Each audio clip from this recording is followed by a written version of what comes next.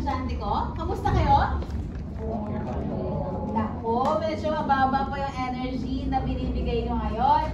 Mukhang hindi umapantay sa lamig ng room na meron tayo ngayon dito. So, kamusta na ulit kayo? Ayan, isang magandang umaga sa ating lahat. At bago siguro tayo mag-start, let's start our class with a prayer. Pwede ko bang matawagan si Ira to be the lead?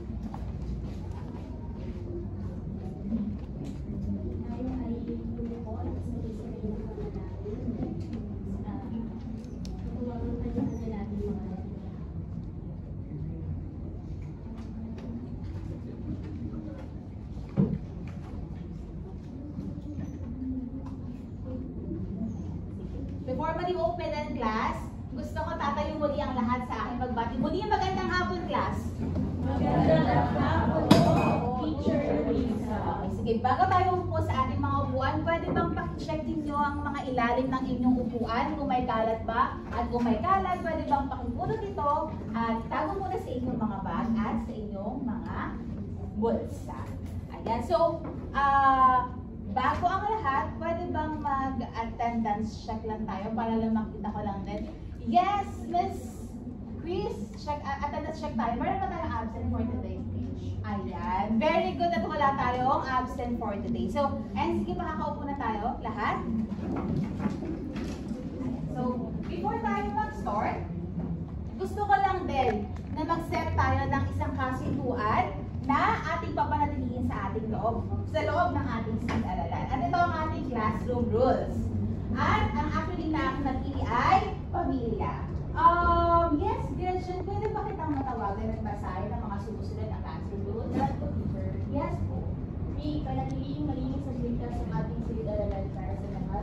Naging oportunidad sa pagdagawa ang proseso ng pagtatinag. Ay maging bukas sa pakikipag-ugnayan sa guro at mga mag-aral. Iwasan ang ipag-usap habang may nagsasalita ng mga mag-aral at tuturo ng guro sa harapan. Laging huwaliing magtanong para sa mga bagay na hindi malinaw. Before we move on, isuot ang iyong mga magandang isipan ng klase. Alam niyo yung mga personal na reunions sa pagpasa at pagpapasa ng silid-aralan. Gusto kong i-highlight yung first. Gusto ko na magkaroon tayo ng isang ligtas na space dito sa ating loob, sa loob ng ating silid-aralan. At yung pinakamahalaga para sa akin is yung isuot ninyo ang inyong mga smiles. Pati nga lang inyong mga smiles all throughout ng ating discussion. Ayan, sige. At para sa mula naman ang ating araw, syempre, kailangan muna natin mag-warm up at magkaroon ng isang maikling gawain naman para pasimulan ng ating lesson for today. Kaya naman, pwede bang pakilabas ang inyong mga gadgets and then pakiscan yung QR code. Pero, magsabi sa akin kung hindi available ang cellphone, kung walang wifi. Pero may wifi tayo dito, may wifi kami nanda para sa inyo. Pwede kayong connect sa aming wifi. Sige, pwede bang magsabi sa akin kung sino na yung mga nakapagbukas ng mismong website?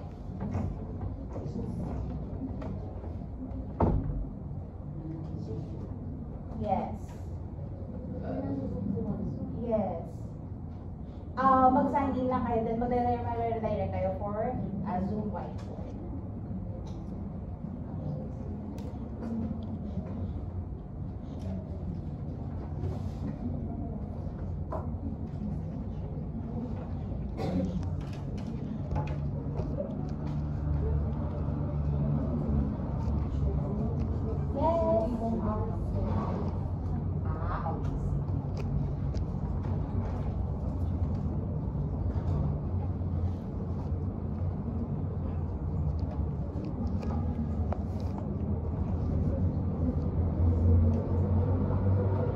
Siyempre, hindi tayo magpapatinag sa mga nangyayari sa ating loob ng klase. Kaya naman, makikita na lang ninyo sa inyong screen. Ayan, sige. Pwede, tumingin na lamang kayo sa ating screen at makikita niyo kung ano ba yung laman nung link na aking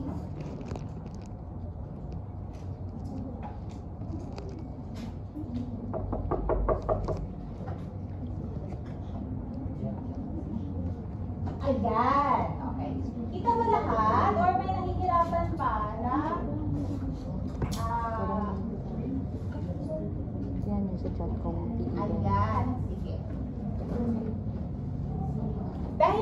mabuksan? Tama ba? Hindi ba mabuksan ng majority ang lahat ng link?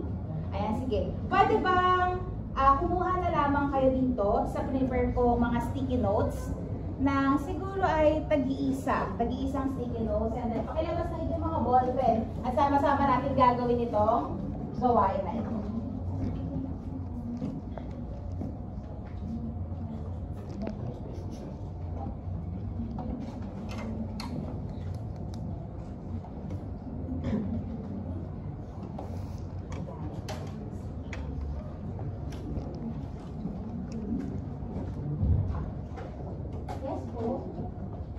Ano po exactly yung gagawin sa post-it notes? Kasi po, in-instruct niyo po kami mag-sign in sa Zoom.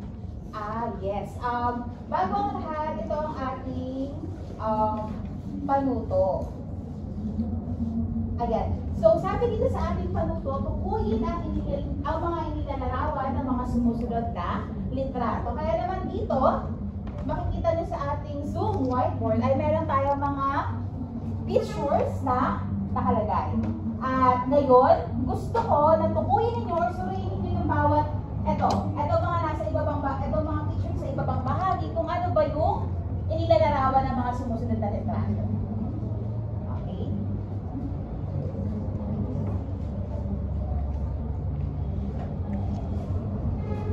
So, bali 6 items siya.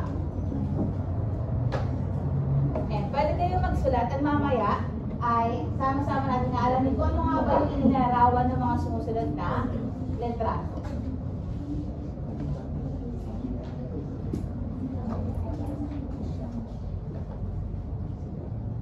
Okay, bibigyan ko lamang kayo ng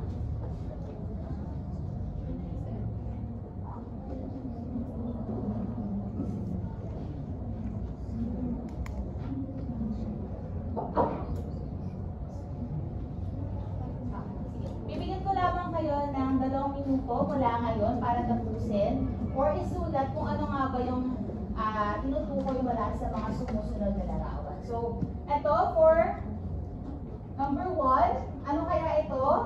Yung mga rescuers, ano kaya ipinapahiwatig or inalalarawan ng mga litratong ito? Elepante, kung nanonood kayo ng news, baka alam niyo ito kung ano ba yung inilarawan ng litratong ito. Kung bakit nga ba nandito si Mali? Ayan. At pangatlo naman, bakit kaya kayo nandito? Di ba grade 17? Tama ba kayo ba yun? Di ba? Yan, mga high school students na tila ba init sa panahon. At medyo nakakalungkot na litrato mula sa pang-4. Mukhang nakalbo na yata yung bundok. Tama ba? Yung bundok. At medyo ilan na lamang yung side na meron mga puno. And dito, makikita rin ninyo, may nakaratay na bata sa ospital at pang-4 ay ang ating mga magsasaka. Pero, makikita natin na medyo lubog sila sa baka. Kaya ano kaya yung tinutukod? Ano kaya yung pinapatungkulan? Kabuuang pinapatungkulan ng mga sumusunod na litrato na yan. Tandaan ninyo na lahat ng litrato na yan ay magkakaugnay. Kaya sana mamaya sa ating pagproseso ng tanong ay matulungan niyo akong alamin kung ano nga ba yung pinapaliwatig o yung nalarawan ng mga sumusunod na larawan. Ayan, so 1 minute left na lamang para inyong isulat ang mga inyong mga napansin or inyong mga observation mula sa nasabing litrato. Okay? Sige. Okay, may nakatapos na ba? Pwede bang pakitaas ng kamay ng mga may naisulat na? Ayan, sige. Ira, pwede bang ito yung mauna? Ano dyan yung sa first photo, na-identify mo ba kung ano yung inilalarawan dyan? Sa tingin ko po, sila po yung mga biktima ng bagyo na nag-evacuate. Okay. Maraming salamat sa iyong sagot. Sino pa for number 2? Si Mali. Meron kayo dito nanonood ng TV? Yes, Chris. Yes. Ay, nakita ko na ba siya personally? Oh, sana all. Nakita na si Mali. For number 3, sino po dito yung nakasagot na sa number 3? Yes, Ashley. Global warming? Bakit po kaya nasabi global warming?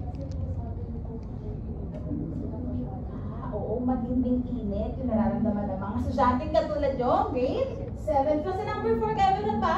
Naka-identify? Sige, ibang kamay naman. Yes! Just. Sorry. Nakakalbo ko yung abutan. Tama. Maraming salamat, JP. Sino pa for fifth? Meron kaya? Yes. Yes. And? Sige, bigyan ko na kayo ng clue. Sila ay na-dengue. Katulad ng teacher. Si teacher din ay na-dengue. So, for number 6, ano kaya ito? Bakit kaya lubog sa baha?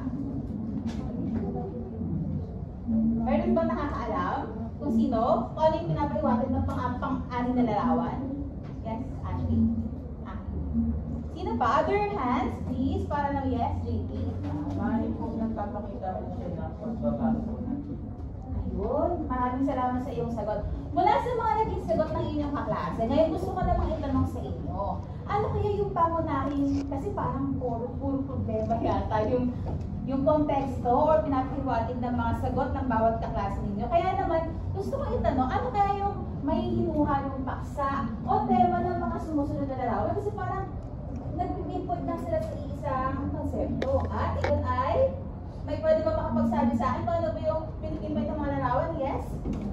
Issue po sa Pilipinas. Issue sa Pilipinas? Marahil na tama? Yes?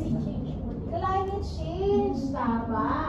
Mga pagbabago sa klima. Ayan. Pwede ko ba itanong dito kung sino yung nahirapan na mag-identify ng mga teachers? Or, pwede ba pakitaas ang kamay at bibilangin ni teacher? Ayan, yes, Nicole, kasi hindi pa kita nadidinig na sumagot. Pwede ko ba malaman kung bakit ka nahihirapan?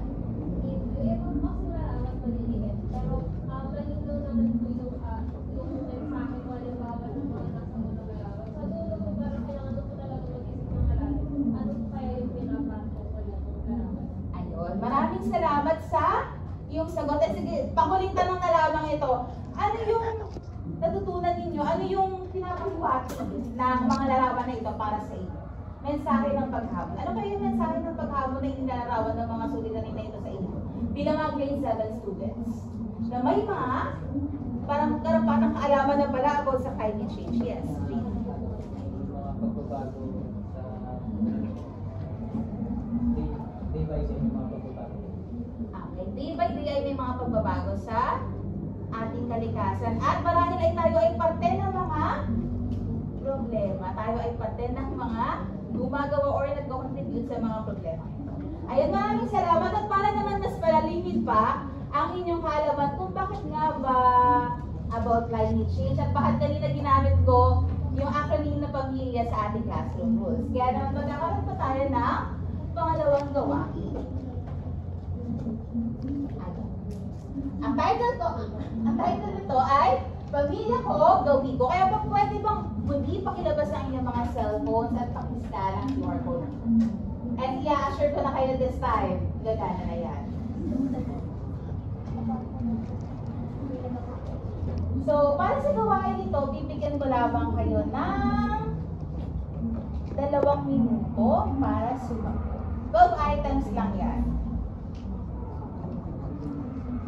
Sabihin sa akin kung sino yung mga nahihirapan sa pag-access, ha? Tutulungan ko kayo.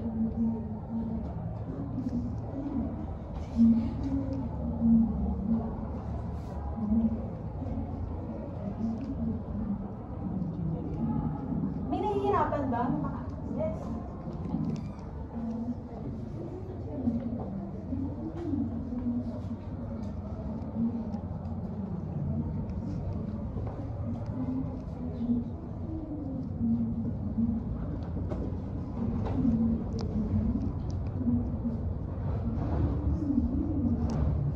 Pwede bang magbigay sa akin ng thumbs up yung mga tapos na? Once na tapos na kayo magsagot.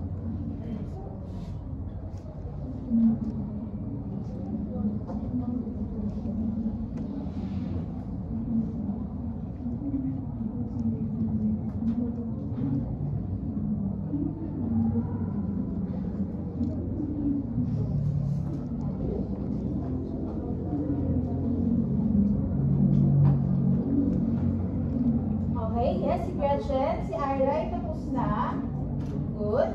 Okay, sige. Time check tayo. 1 minute na lang po for everyone.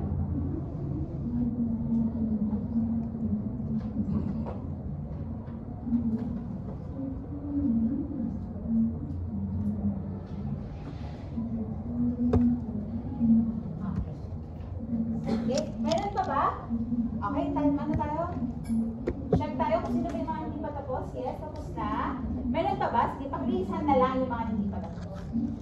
Okay, so yan. So mukhang tapos na yata ang lahat. Kaya naman, magkakaroon ulit tayo ng panibagong diskusyon ukol sa naging gawain natin. Naging nahirapan ba kayo sa gawain natin? Hindi naman, no? Kasi parang survey lamang at maganda dahil ito ay personal na survey patungkol sa mamaya aalamin natin kung sino ba yung pangunahing aktor na tinutukoy sa mga survey. So, para sa unang tanong, ano yung pangunahing tema or paksa kung saan umiikot yung survey na pinasagutan ko sa inyo? Meron ba? Yes. Umiikot po yung mga tanong ko sa pangangalaga ko sa kalikasan. Okay, pangangalaga sa kalikasan. Pero, medyo may hinahanap ako kasi meron akong word na hinighlight doon sa lahat ng pahayag. Sino ba yung aktor or mga institusyon or unit ng ating pamayanan ang tutukoy mula sa mga nasabing pahayag? Ano bang ibang mukha naman?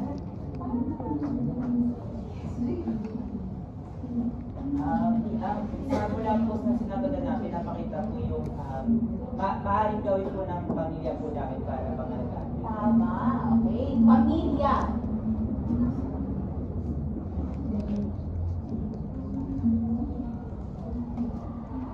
Ayan, maraming yes? Then, Teacher, curious po kasi ako sa mga sagot ng classmates ko. May chance po ba na pwede namin makita or pwede po natin siyang galing? yes. Of course. Paano natin siyang balikan? Para lang din makita ninyo. Kasi, meron ba sa inyo mga kunwari naka-encounter ng unfamiliar words mula sa mga survey? Sino dito yung medyo naguluhan kung ano ba yung aerosol products? Meron bang hindi nakakalam nun? Gusto nyo bang sabihin ko sa inyo kung ano yun? Gusto nyo? Gusto nyo? So, yung aerosol products ay pumapatungkol sa mga, kunwari sa mga spray paint, sa mga pabango sa bahay, katulad ng mga Lysol na ginagamit ninyo sa bahay. Ayan. Dahil sa request ni Jelly na makita ang resulta ng ating survey. So sabi dito, nakikilahok ang aming pamilya. Sige, sasama rin na lamang tayo para mas ayan, mas tigil. Okay. For number 1 question, sabi dito, nakikilahok ang aming pamilya sa mga clean-up drive sa aming komunidad. Sabi dito, nakakalungkot dahil 28.6 lang yung nagsabi na ginagawa ng pamilya na, ginagawa daw yun ng pamilya nila. Why? On the other hand naman, merong 71.4 or halos majority ng ating klase ang nagsabi na hindi pa sila nakakalahok sa kahit anong clean-up drive. Kasama ang kanila, sino yung pangunahing aktor sa mga pahayag? Ayan, tama. For number 2 naman, katulad na sinabi ko yung mga aerosol products. Sabi dito, ayan, 20% ang gumagamit ng, ayun, gumagamit ng, 20% yung gumagamit ng aerosol products. However, sa 80% naman is yung hindi gumagamit yung pamilya nila. So, siguro, pwede bang, base dito sa mga nakita ng summary ng ating mga sagot, ano yung nahinuha ninyong konklusyon base sa mga sagot ninyo? Meron ba dito na nalungkot? Ano yung naramdaman ninyo after ninyo makita na, hala, parang medyo tagilid yung resulta ng survey ko. Nung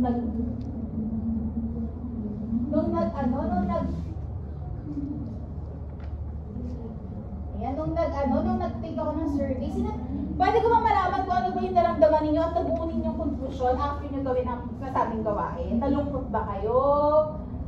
Na-concern ba kayo? Yes? Teacher, medyo nalungkot lang po ako dahil may ibang puto na yung pagpangangalaga ko sa kalikasan, hindi po siya nagagawa minsan ng pamilya namin. Like yung mga pagsusunod po. Kasi sa province po namin uso po yung pagsusunod sa bakuran. Kaya doon po medyo po hindi nagagawa po ng namin. Oo. Tama ba? Tama ba, Jonathan, na kaya sila nagsusunod ng basura ay dahil walang maayos na nagsasegregate or nagmamanage ng mga basura? Wala pong truck na pagkakaroon po ng mga basura sa amin, kaya kung saan-saan lang po tinatapon. Ayan. Sa tingin mo ba, isa rin yun sa mga problema na kailangan natin i-address para Opo. makasama ang inyong pamilya sa pagkakaroon ng pagkakataon ng mga pagsaliit ng basura? Ayan, maraming salamat. Meron pa ba dito? Meron pa ba na gusto pang mag-share kung ano yung nabuo nilang konklusyon? Wala sa, yes, Ira? Medyo nalulungkot po kasi parang hindi po masyadong participative yung family ko sa mga gawain na makakapag-protekta sa kalikasan. Ayan, so, susunod naman, dahil sa mga sagot ninyo, parang halos lahat nalulungkot eh. Ano sa tingin ninyo yung pagpapahalaga na possible na hubugin or hulmahin sa inyo ng gawain na ito? Kasi nung unang gawain, ipinakita sa inyo yung mga suliranin ng climate change. Pangalawang gawain ay ipinakita sa inyo ang mga pamamaraan ng pamilya, yung wastong pagtugon ninyo, yung kaya niyong paggawa sa inyong pamilya para makatulong sa climate change. Ano kaya yung pagpapahalaga na hina-highlight sa inyo dito para tumugon sa pangangailangan sa suliranin ng pangkalikasan? Yes, Jane. Para po sa akin, dapat po maging responsable po yung pagsusunod po namin ng mga produkto pong ginagamit po ng pamilya po namin. Paano naman kaya kapag ang iniisip ko ay ang kapakanan ng aking pamilya, ng aking komunidad, at ng aking sarili? Ano kaya yung pagpapahalaga na hina-highlight doon? Yes, Ira? Siguro po fair o pagmamalasakit po. Kasi kung nagmamalasakit ka po sa komunidad ko, gagawa ka po ng mga good deeds na makakatulong po sa komunidad. Tama ka, Ira. May tama ka dyan. Kaya naman, pwede ko pa may tanong sa inyo kung paano yung possible na maipapakita ang pagmamalasakit ninyo at na inyong pamilya siguro sa maliit munang paraan. Kumari, hirapan pa yung pamilya nyo. Ano kaya yung possible na actions ang pwede or initiatives na pwede nyo gawin para may isa katuparan? Yes, please. Simulan po namin sa parang sa segregation po ng ating mga basura. Kasi sa pamilya po namin hindi po uso. Okay. Sige. Any other hands pa? Any other answers? Yes? Gretchen? Magtipid po sa tubig at kuryente. Ayan. Okay, pagtipid sa tubig at kuryente. Sige, any other hands pa? Kung paano nyo simple ngunit signifiko na may papakita ang inyong pagtugon sa inyong pamilya. Yes. Paggamit po ng paper bags instead of plastic. Okay. Gumagamit ka ba yan? Nicole? Pag meron pong plastic, tinatabi ko para magamit. Okay. Sige. Very good yun. For Nicole. Okay, may any other answers pa ba? Any other answers kung paano nyo may papakita ang inyong pagtugon? So sabi nito, pagsegregate ng basura, pagtitipid ng kuryente, paggamit ng paper bags. Kayo kaya bilang mga anak sa inyong mga tahanan, ano kaya ang inyong magagawa? Kapag nasa loob kayo ng tahanan. Meron ba mga iba pang answers? Last call? Yes, Abby. As much as possible po, huwag po magpabilis masyado or bumili ng mga batang Ayun. Don't over or spend sa mga bagay na hindi naman kailangan. Ito naman mga damit sa Shopee. Sino din mahilig sa Shopee? Okay, ako din mahilig sa Shopee. At para naman sa susunod, at dahil na-warm up na natin ang inyong diwa at nabuo na natin kung ano ba ano nga ba yung magiging lesson natin for today. Kaya naman magpapatuloy tayo sa pagpapalalim pa ng ating pagtatalakay sa araw na ito. Ayan, maraming salamat. Ayan, makakalikasang araw muli, grade 7 green. Ayan, magsitayo muna ang lahat at batiin ng bawat isa. Makakalikasang araw muli, grade 7. Makakalikasang araw muli, teacher. Ako nga pala, si Teacher Monique. Ayan, ulitin natin sa atin. 1, 2, 3, go! Makakalikasang araw po, Teacher Monique. Ayan, makakalikasang araw din, ano.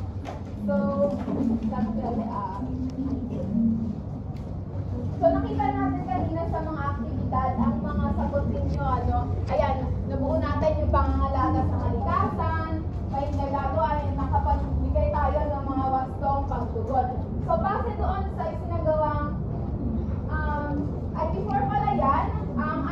topic ngayon ay wastong pagtugon ng pamilya sa wastong pangangalaga or pagtugon sa pagbabago ng klima or kalikasan.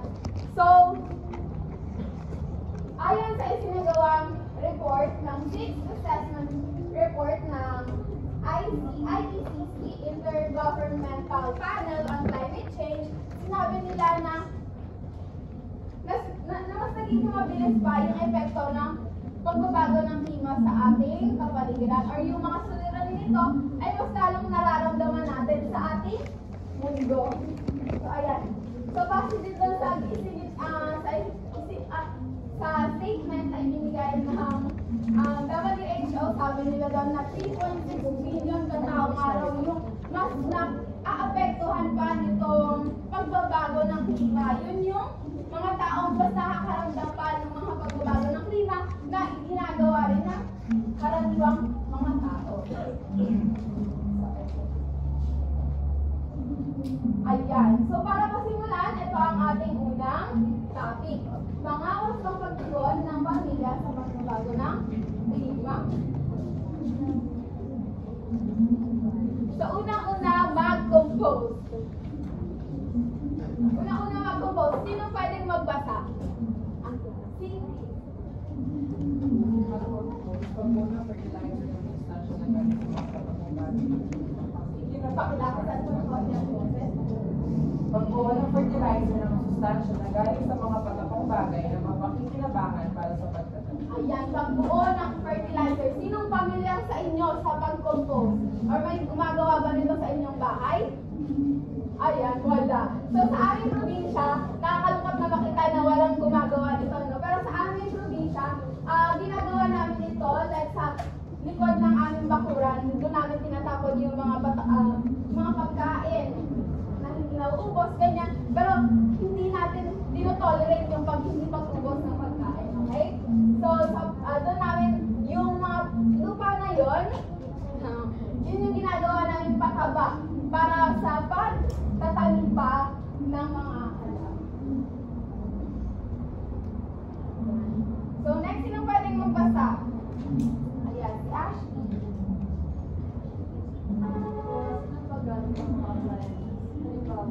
Mga appliances kung hindi ginagamit, may pagsalamuha o laro sa labas ng bahay.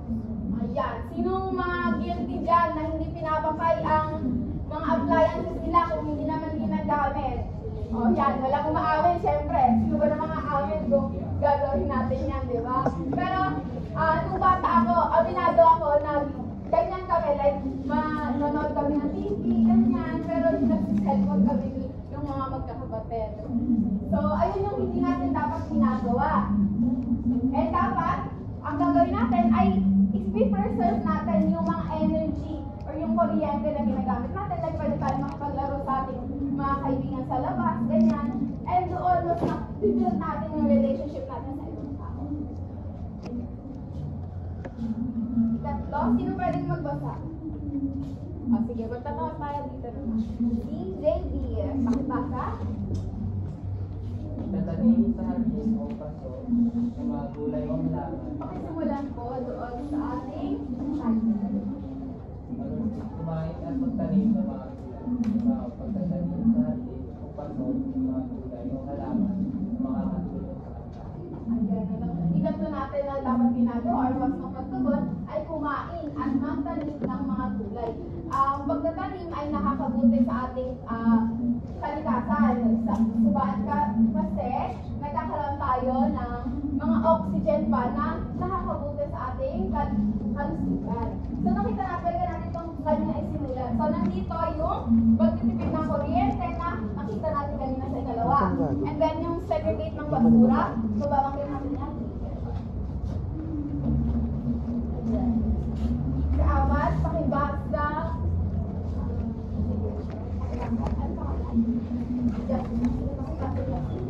Number 4, gumamit ng sasakyan na naglalabas ng polusyon. Halimbawa, paggamit ng bisikleta sa pagpasok ng trabaho o paaralan. O, sino marunong magbisikleta dito? Ayan, marami rin, ano?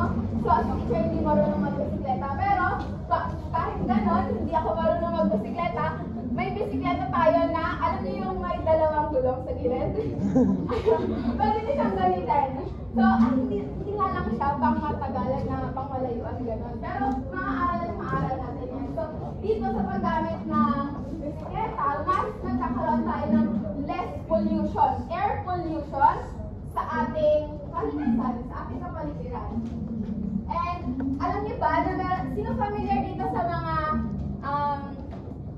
yung mga bagong yung mga e-bike, ayun. Sino familiar? Sino nga ang e-bike sa bahay?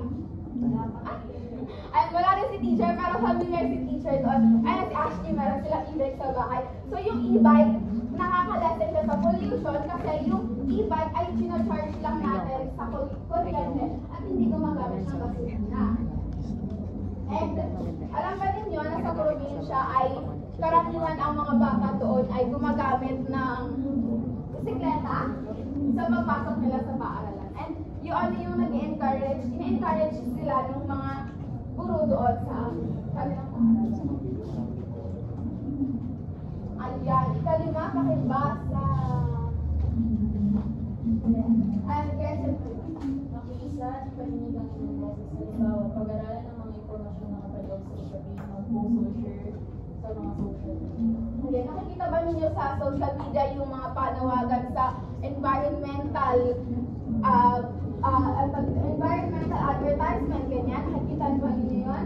So, ayan, nakikita daw ni Gretchen. So, doon pa lang sa pamamagitan na yun, sa pag-share natin ng mga information sa ating ibang tao sa social media, nagagamit natin yung plataforma natin para iparinig pa yung ating boses sa panawagan na pangangalaga sa kalikasan.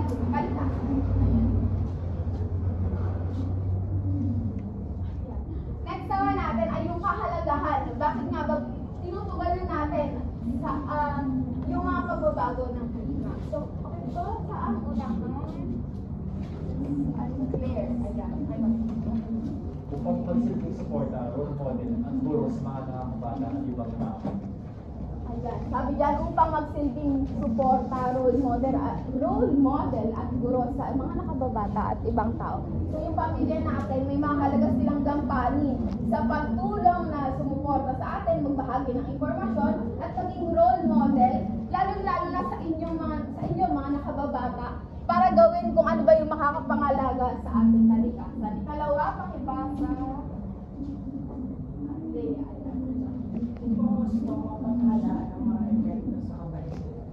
Ayan. Siyempre, ang pagtugon ng ating pamilya ay may kahalagahan o nagbibigay wastong pamamahala sa mga epekto na nararamdaman natin sa kalikasan o sa kapaligiran. So, next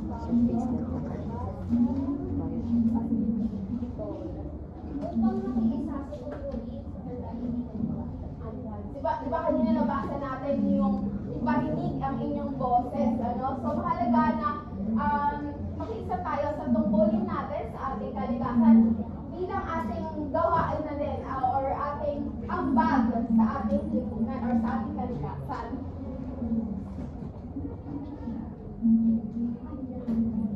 Next ay ang pakibasa nga na lahat. Sarili pag-ilos bilang isang mag-aaral. Yan. Siyempre, dahil alam na natin ang mga wastong pagtugon ng isang pamilya sa pangangalaga ng kalikasan, dapat alam din natin kung ano ba yung role natin bilang isang mag-aaral or role ninyo bilang isang mag-aaral sa pagtugon sa pangangalaga ng kalikasan. Ayan. Una-una, pakibasa. Magdamin ng sariling gulay, prutas o puno. Halimbawa, pagtatanim ng mga halamang magagamit hangga. Ayan. Sino may tanim ng halaman sa inyong bahay? Ayan. Or gulay. Ayan, medyo marami. Ano, very good yan. Tama yung ginagawa ninyo pagtatanim ng mga halaman or gulay, prutas sa ating kahit na may maliit tayo na space, ganyan, makakapagtanim tayo sa pamamagitan ng paso o kaya ng kung meron kayong space sa bahay ninyo, katulad nito, ayan, naglagay siya ng paso. Ayan, nakikita ninyo na bata pa lang, di ba, may nagagawa na. And ito sila, estudyante na nagtatanim sila doon sa paaralan nila. So usually, nung grade 5 tayo or kayo, nagtatanim kayo, di ba, sa ano ninyo, sa TLE. Ayun, sige. Ano yung tanong mo, Jen? Teacher, sabi niyo po kasi na as mag-aaral, pwede po namin gawin ito mga. Nakatira po ako kasi dun sa condo po malapit dyan sa IPN. Paano ko po kaya magagawa yung mga ganyan? Ayan. Nakatira si Jenny sa ano, no, sa condo ba dyan sa IPL. So, ibig sabihin, wala kayong masyadong space, ano? So, bale, ito lang sinabi ni teacher kanina, no? Meron tayong mga paso na pwede natin gamitin para pagtamnan ng mga halaman na pwede naman tayo magtanim ng mga maliliit na gulay, like kamatis, ganyan, pwede mo itanim sa paso. And, ayun. And, magandang ano yun, halimbawa sa sa ating aralin ngayon. Ayan, nasagot, sige, Shelly. Ako po, since nabanggit ko na po na pwedeng pasok yung gamitin po namin. Particular po kasi yung mama ko sa kalat po ng lupa.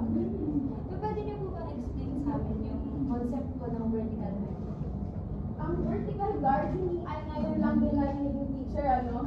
So, pwede bang malaman kung meron ka bang, meron ba sinong may idea sa patungkol dito? Sa Taguig po kasi, meron po kaming mga, nakalimutan ko na po yung term, pero meron po kaming mga farming initiatives ng local government unit namin. Since alam naman po natin na limited lang po yung land here in NCR, meron po kaming vertical gardens na alis na to. Ito ba yung tinutukoy mo?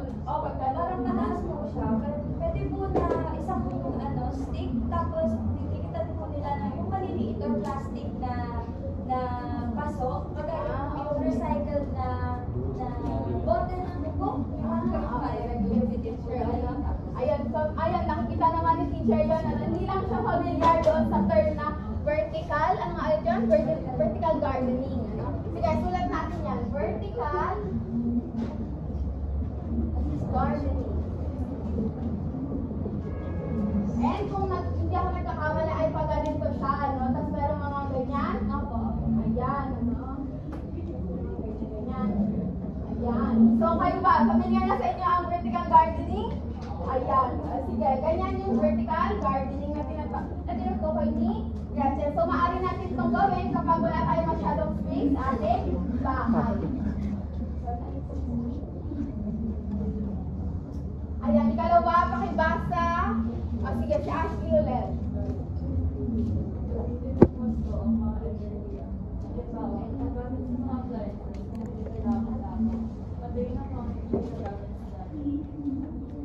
So, nabanggit na natin kanina yung pagpapay ng pag-off ng mga hindi ginagamit ng gadget or may appliances.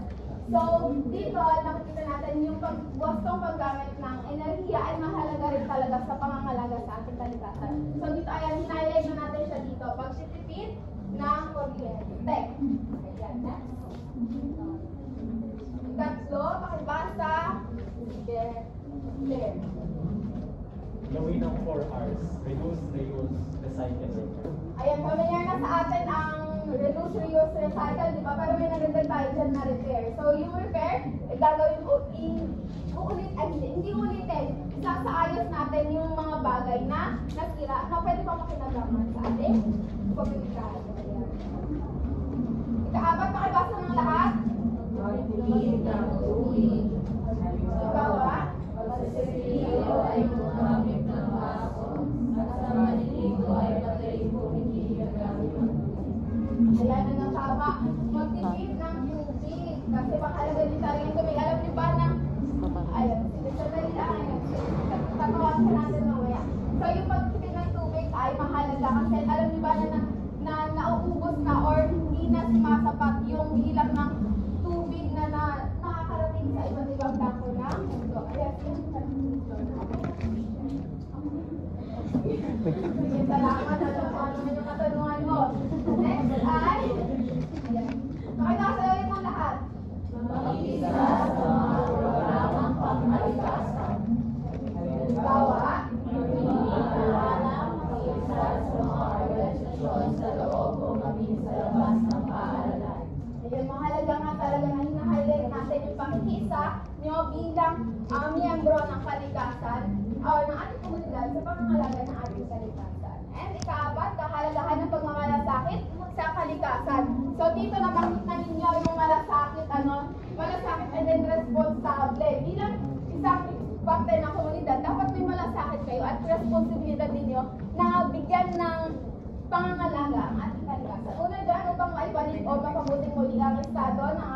kapaligiran. Ikalawa, pakibasa ng lahat. Upang protektahan at pagkaingatan ang iba't ibang parte ng kalikasan. Yan, para ingatan natin yung kung ano man yung parte ng ating kalikasan, mapabundok, ganyan, paligid, sa tubigan, or iba pa. Ikatlo, pakibasa. Upang sa Malinis na tubig at malinis na lupa at malinis na nasusunod pa. Ayan.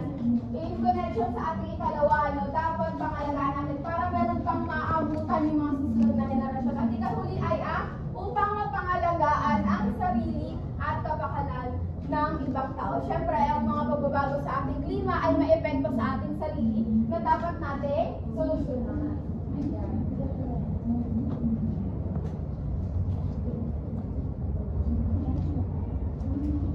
Ayan, sandali lang may para sa pagpapatuloy ng ating gawain ngayon. Ayan. So, inaasahan ko magkakaroon tayo ng isang dula-dulaan. So, ang pangkat na gagawin natin ngayon ay bilang kagretso ng 1 and 2. 1. Yes.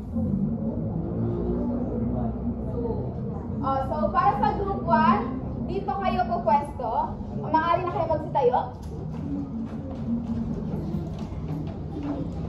And sa group 2, dito naman kayo sa ating gilid. So, sa ating dula-dulaan, dapat ay i-aakto ninyo yung mga wastong pagtugon na ibibigay doon sa suliraning ibibigay ng guro ninyo ngayon. Ako. And ang unang, ayaw magtuloy. Pero sa ating para sa pangkat 1 o unang pangkat, ang inyong suliranin ay, ang suliranin ninyo ay labis na paggamit ng enerhiya at tubig. Sa inyo naman ay maling pagtatapon ng mga basura. So meron kayong 2 minuto para gawin yan. So magsimula na. Yes. Tutugunan ninyo yung suliranin ibinigay ninyo. Maling pagtatapon.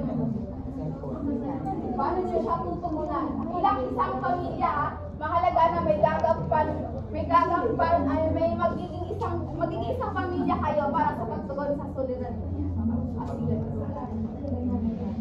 Sige.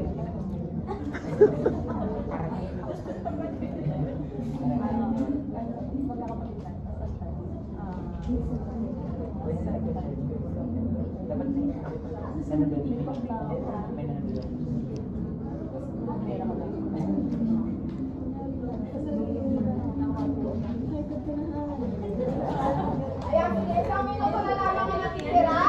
Gumawa ng tahimik mga mag-aaral.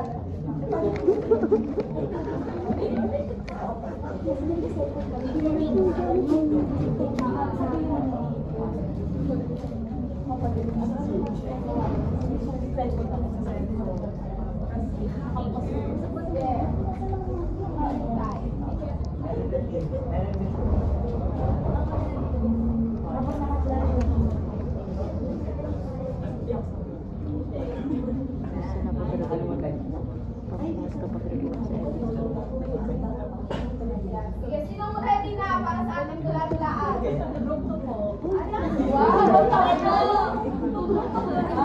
Sige, maaari ba ako makahingi na isang representative para sa group 1 and sa group 2? English. Magpatuwa kami kaya sumama nila. Sige, kayo wala. So, para dito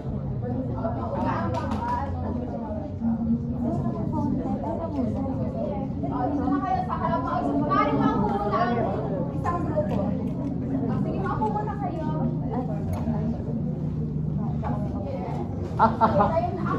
Meron kayong isang minuto. Meron kayong isang minuto para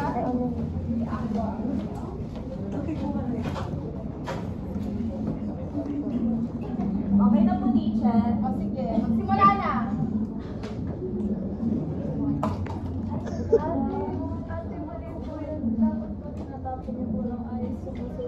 Ay, sorry po.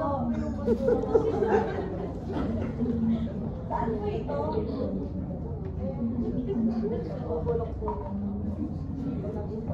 Ito po, pwede po ba itong i-recycle? Pwede po. Sige po. Salamat po. Ayan, palakpakan natin ang unang kapatid. Mula po sa ating mga Natawagay ko naman ang ikalawang grupo na mag-represent ng Ayan, pakibilisan ng kaunti mga mag-aaral. Go, Jenny!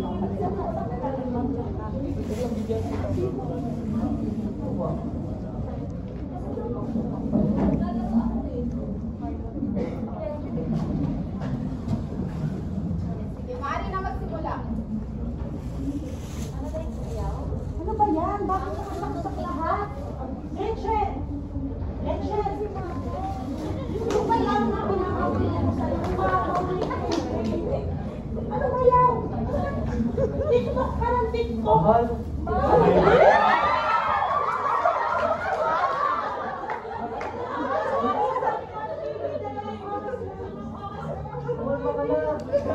Ang sakit ko! Mama, si Jimmy yung...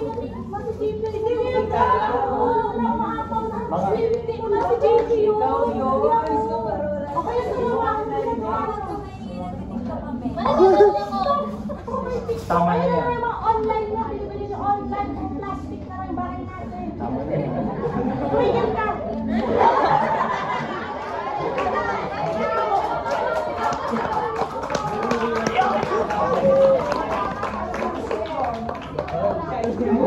Ayan, makinig na kay teacher. Ayan, makinig na. Quiet. Ayan. So nakita natin no, na isasakilos na ninyo yung mga wastong pagtugon para sa ating pangangalaga sa kalikasan. So ngayon naman dadako tayo sa ating maikling pagsusulit. Bakit ba? Sige, pakibasa. May tingin pagsusulit pa po kasama sa bandalang may buong katapatan ng mga katanong. Ayan. So iscanin nyo itong QR code para magsimula sa ating maikling pagsusulit. So sino naman ngayon ang walang mga gadget o kaya nahihirapan sa pag-access?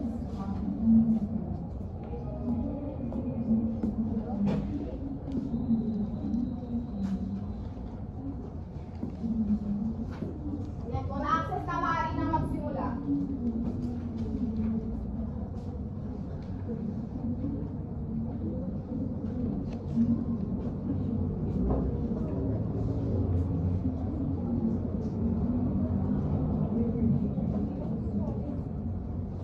Yan, maaari kayong kumonek dito sa ating wifi no, kung nahihirapan kayong mag-access.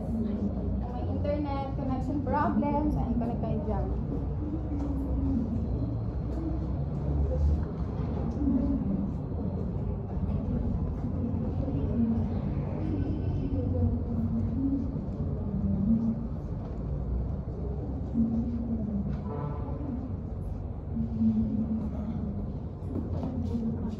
Ayan, meron na lamang kayong 2 minuto para sagutan ang inyong pagsusulit.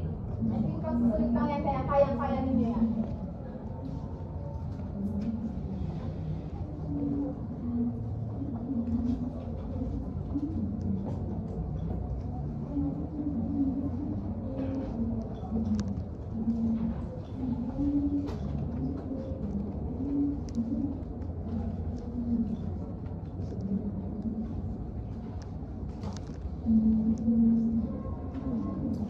Yan, maaari ko bang malaman kung sino na ang tapos?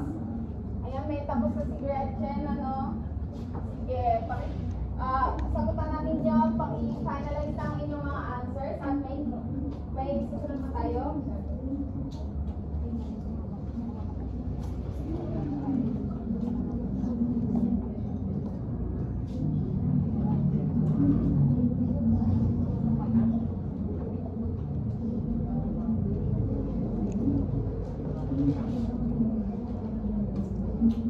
O sige, dahil sino ang tapos na?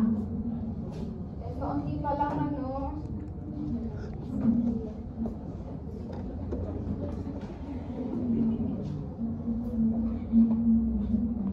Paki-finalize ang inyong answer at 30